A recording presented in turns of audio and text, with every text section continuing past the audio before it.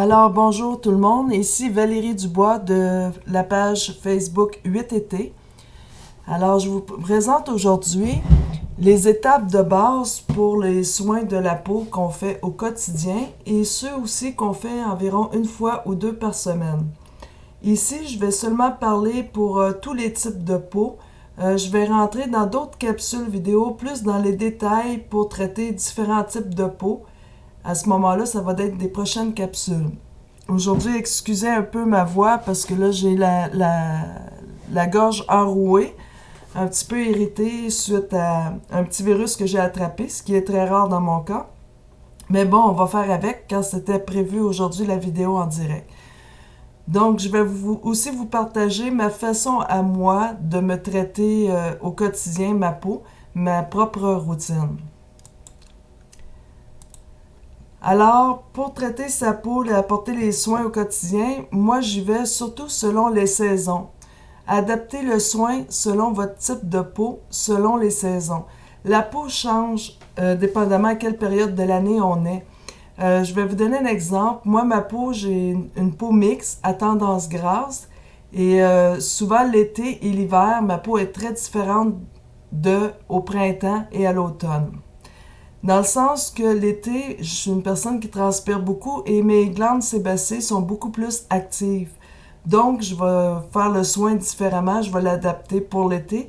Et l'hiver, avec le froid qui souvent va aller assécher davantage au niveau de la peau et aussi le chauffage à l'intérieur des maisons va faire en sorte que ça va assécher au niveau de la peau. Donc, ma peau va être différente à l'hiver. Au lieu que les glandes sébacées soient actives, elle va être plus déshydratée parce qu'il y a aussi l'autre effet que plusieurs personnes qui sont semblables à moi. L'hiver, on est porté moins à boire. Donc, ma peau est un petit peu plus déshydratée. Il faut vraiment que je force pour boire plus de liquide. Donc, je vais l'adapter vraiment selon les saisons. Donc, la routine, c'est vraiment la routine du matin. C'est nettoyer la peau, OK? C'est facultatif. Pourquoi c'est facultatif? C'est parce que si la veille, vous avez vraiment pris la peine de bien démaquiller, de nettoyer votre peau, au matin, quand que vous vous levez au réveil, votre peau n'est pas sale. Elle n'a pas accumulé de la saleté au cours de la nuit, donc elle n'a pas besoin d'être nettoyée à nouveau. Vous avez simplement besoin de la tonifier, de la rééquilibrer peut-être son pH ou de rafraîchir votre peau tout simplement. Et par la suite, vous pouvez appliquer soit votre crème hydratante, soit votre sérum pour votre peau. Si le sérum, ça remplace la crème hydratante, car plusieurs personnes utilisent le sérum, dont moi. Un sérum, c'est un mélange d'huile végétale et combiné avec des huiles essentielles. Donc, ça remplace tout simplement la crème hydratante. Donc, moi, le matin, souvent au printemps et à l'automne, je n'ai pas besoin de nettoyer ma peau à nouveau et même parfois l'hiver. Les seules fois que le matin, vraiment, je vais faire cette étape-là de nettoyer ma peau, c'est vraiment l'été. Parce que même durant la nuit, si j'ai transpiré puis que mes glandes sébacées sont plus actives, à ce moment-là, ma peau est beaucoup plus reluisante et je ressens vraiment le besoin de la nettoyer à nouveau. Donc, moi, nettoyer ma peau le matin, c'est vraiment à l'été, lorsqu'il fait chaud. Dans mon cas, moi. Mais ça, cette routine-là, que ce soit le matin ou le soir, vous l'adaptez selon votre type de peau et c'est aussi quand même un choix personnel. Pour le soir, c'est très important de se démaquiller et de nettoyer la peau vraiment en profondeur. Et parce que plusieurs personnes, il y en a, ça arrive, qui vont dormir avec leur maquillage, vont être rentrés tard, puis ils vont s'endormir avec leur maquillage. Malheureusement, le maquillage, lorsqu'on le garde toute la nuit, ça fait vieillir prématurément la peau. Donc, c'est une très mauvaise habitude. Donc, c'est très important. La première étape le soir, c'est vraiment de démaquiller et de nettoyer sa peau en profondeur. Par la suite, on va aller la tonifier et rééquilibrer son pH avec une eau florale ou un hydrolat. Et la dernière étape est encore facultative selon votre type de peau et selon les saisons. On va aller l'hydrater, la soigner et la protéger. Donc, comme je vous disais, moi, vraiment, l'hiver, je vais aller l'hydrater. Je vais faire la troisième étape le soir parce que je vais avoir la peau plus desséchée à cause du froid et à cause du chauffage qu'on a à l'intérieur de nos maisons. Donc, l'hiver, je vais appliquer vraiment un soin pour la réhydrater. Donc, je le fais matin et soir. Et l'été, comme je vous disais, je saute des étapes, qui est celle de nettoyer pour le matin. Et le soir, j'ai pas nécessairement besoin de l'hydrater parce que déjà là, elle va retrouver son équilibre. Et l'autre point aussi, pourquoi le soir, la troisième étape est l'effet facultatif. Si vous avez une peau normale, c'est pas nécessaire de la réhydrater le soir. Le matin, vous avez déjà appliqué votre crème ou votre sérum, c'est suffisant. Le soir, laissez votre peau à l'état naturel autant que possible et laissez-la par elle-même, elle va retrouver son équilibre. Laissez-la se reposer. Donc, la nuit, on la laisse reposer la peau. Les seules cas où je vous dirais que le soir, de vraiment appliquer un soin hydratant pour soigner ou protéger votre peau, c'est dans les cas où les personnes ont vraiment soit de l'acné sévère, qui font une peau acnéique, ou soit des personnes qui ont une peau très sèche. À ce moment-là, oui, allez appliquer la troisième étape pour le soir, c'est important parce que pour votre type de peau. Donc, c'est une routine que vous vous adaptez selon votre type de peau et c'est aussi un choix personnel parce qu'il y en a qui ont des peaux normales, qui n'auront pas de changement en particulier au cours des saisons ou tout ça. Ils vont préférer quand même faire les 3 étapes le matin et le soir. Ça, c'est vraiment un choix personnel. Mais expérimentez d'adapter vos soins de peau selon les saisons et selon votre type de peau, comment elle réagit. Donc voilà, j'avais parlé de démaquiller et de nettoyer la peau. Pour démaquiller et nettoyer la peau, on peut tout simplement utiliser une huile végétale. C'est pas nécessaire d'acheter un nettoyant en pharmacie ou où ils vendent des produits pour les soins du visage. C'est pas nécessaire. Une huile végétale adaptée selon votre type de peau, c'est suffisant pour vraiment démaquiller et aller nettoyer la peau. Vous allez aller de l'intérieur vers l'extérieur lorsque vous vous démaquillez et que vous nettoyez la peau. Quand elle est bien démaquillée, vous pouvez aller un peu par mouvement aussi circulaire. Donc, par la suite, lorsque tout le maquillage est enlevé et que votre peau est propre, il suffit de rincer à l'eau claire tout simplement, même si vous utilisez seulement une huile. Vous pouvez aussi utiliser soit un mélange d'huile végétale avec un hydrolat, moitié-moitié environ, et pour vous démaquiller et aussi nettoyer la peau. Ça aussi, ça peut très bien faire l'affaire. Et aussi, il y a une autre chose, c'est que l'eau micellaire, qui quand même commence à être populaire depuis quelques temps, celle-là, elle va faire sauver une étape en particulier. Parce que l'eau micellaire va aller démaquiller, va aller nettoyer et elle va aller tonifier et rafraîchir la peau. Donc, la deuxième étape, on la sauve. On sauve une étape en particulier. Pour l'eau micellaire, par contre, celles qui vont se maquiller, qui vont appliquer beaucoup de maquillage, le fond de teint très couvrant au niveau du maquillage, à ce moment-là, je vous suggère vraiment, comme première étape, de vraiment utiliser une huile végétale pour vous démaquiller et par après, allez vous nettoyer avec l'eau micellaire. Puis en plus, l'eau micellaire n'a pas besoin d'être rincée par la suite. OK? C'est un autre aspect de l'eau micellaire. Donc, vous pouvez, ceux qui appliquent beaucoup de maquillage, utiliser une huile végétale, enlever le maquillage, ensuite nettoyer votre peau avec l'eau micellaire. Alors, lorsque ceci est fait, on peut passer à ce moment-là pour tonifier et rééquilibrer le pH de la peau. Je vais juste prendre une petite gorgée, là. Ma voix, elle commence à manquer. Alors, pour tonifier et rééquilibrer le pH de la peau, utilisez tout simplement l'hydrolat.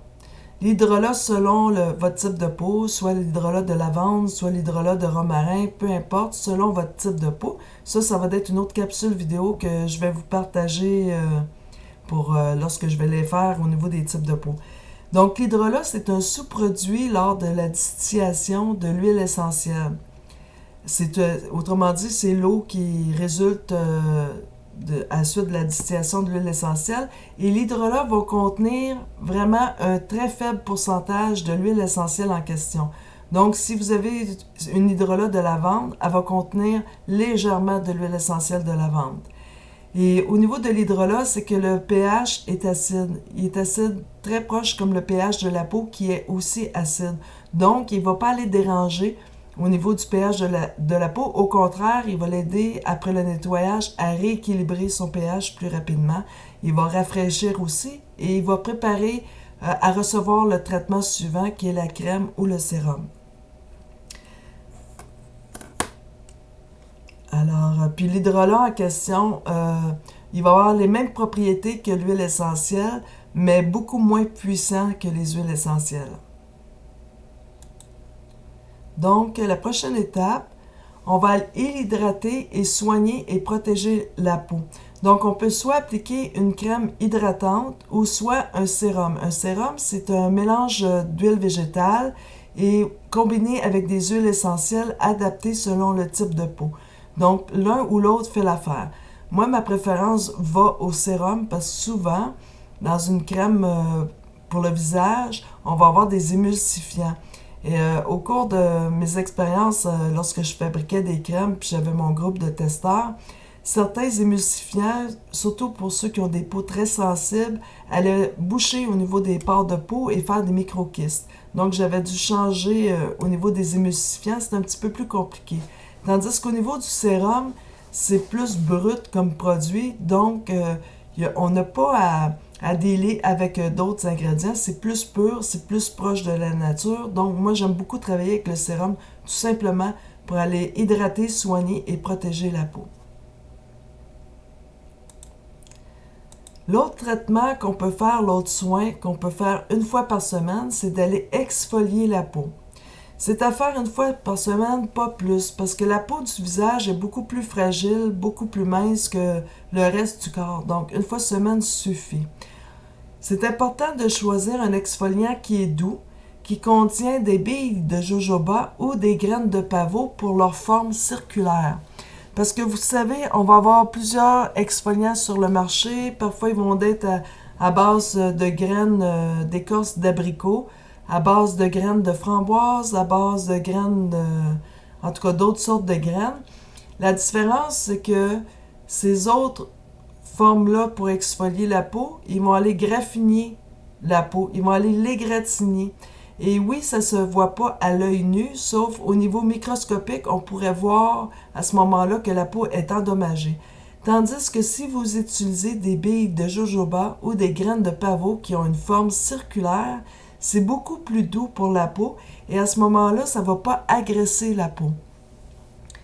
C'est un soin qui va être plus doux. Donc, lorsque vous exfoliez au niveau du visage, à ce moment-là, il vous suffit de juste y aller par mouvement circulaire, en douceur, environ à peu près 3-4 minutes, et ça va éliminer toutes les cellules mortes et votre peau elle va vraiment retrouver un éclat par après. Donc, exfolier une fois par semaine. Pour ceux qui souffrent d'acné ou que la peau est très grasse, allez-y vraiment en douceur. Vous pouvez exfolier, mais choisir une base d'exfoliant qui va avoir un côté astringent aussi, qui va traiter au niveau des peaux grasses, pour ne pas non plus activer davantage les glandes sébacées.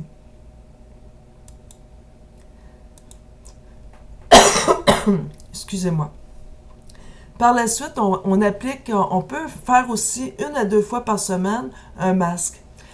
Avant d'appliquer un masque, on va toujours s'exfolier. Ça, c'est important, on élimine les peaux mortes. Fait quand on est rendu à appliquer le masque, parce qu'on a fait les 4 étapes. On a nettoyé notre peau, et aussi on l'a démaquillé, on l'a tonifié.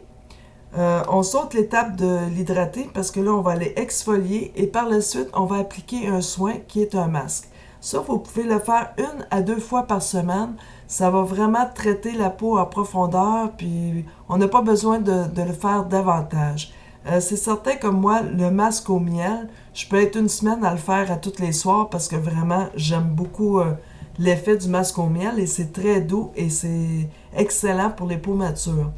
Mais en général, 1 à 2 fois par semaine, se faire un soin comme ça en profondeur, c'est suffisant.